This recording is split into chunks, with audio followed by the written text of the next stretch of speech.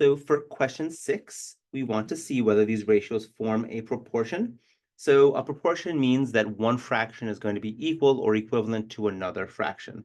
So the idea for question 6a is we're thinking to ourselves, is 2 divided by 7 the same as 4 divided by 21? So there's a couple of ways that you could attack these questions. Let me give you a few. So way 1 is simplification.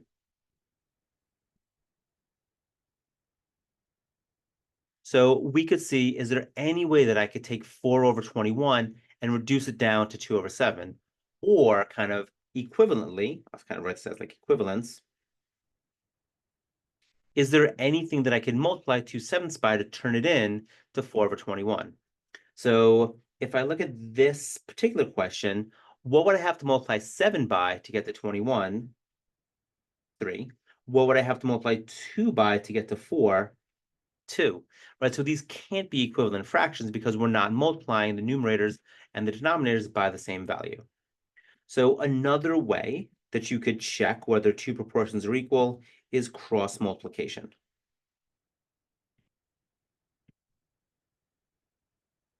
For cross multiplication, what we do is we take if we want to check whether these things are the same, we take our numerator and our denominator and the opposite denominator, and we're going to multiply those values together.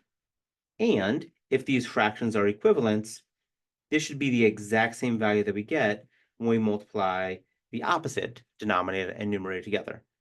So if I do 2 times 21, that's going to give me 42.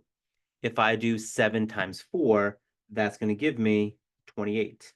Since 28 and 42 are not the same values, it would give us another reason that these proportions are not the same. If you're able to use a calculator, you can also just divide 2 sevens to get 0.285714 and 4 divided by 21 and see that you just don't get the same decimal values out. So if we took this idea to question B, so if we wanted to look at equivalences, so for me, multiplication is always easier than division. So I would first look at this as a multiplication question. Okay, what could I multiply 10 by to get to 50? 5. 10 times 5 is 50.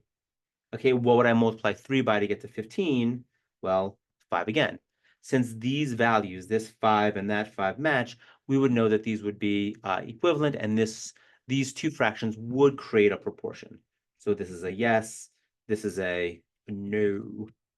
If you like cross multiplying better, so we're checking, is 3 over 10 equal to 15 over 50? So if I multiply 3 and 50, that's going to give me 150. If I multiply 10 and 15 together, that's also going to give me 150.